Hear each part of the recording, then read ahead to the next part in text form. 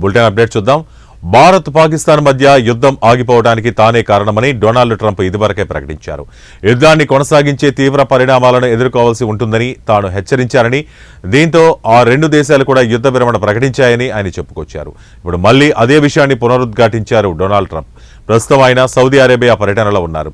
Saudi US investment forum సదస్సుకు హాజరయ్యారు.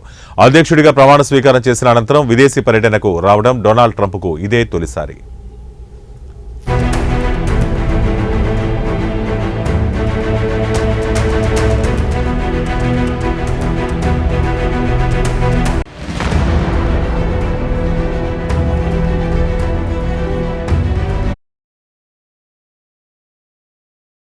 Investment forum సదస్సులో ట్రంప్ ప్రసంగించారు.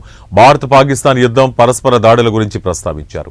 యుద్ధం వల్ల సంభవించే దుష్పరిణామాల గురించి తాను వివరించాను. యుద్ధం కంటే చర్చలకు అధిక ప్రాధాన్యత ఇవ్వాల్సి ఉంటుందని చెప్పుకొచ్చారు. యుద్ధ నివారణ క్రెడిట్ను తన ఖాతాలో వేసుకున్నారు.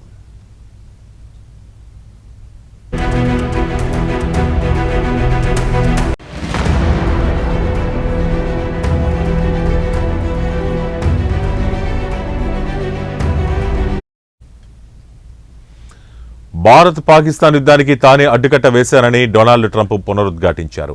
దీంతో గతంలో చేసిన వ్యాఖ్యలకు కట్టుబడి ఉన్నట్టయింది. ఈ వ్యాఖ్యలకు భారత్ తీవ్ర అభ్యంతరం వ్యక్తం చేసినప్పటికీ దీన్ని ఆయన పెద్దగా పరిగణలోకి తీసుకున్నట్టుగానే కనిపించారు. భారత్ పాకిస్తాన్ మధ్య కాల్పుల విరమణ ఒప్పందం కుదిరేలా తాను చర్యలు తీసుకున్నారని, ఇది చాలా చారిత్రాత్మక ఘట్టమని ట్రంప్ తేల్చి చెప్పారు.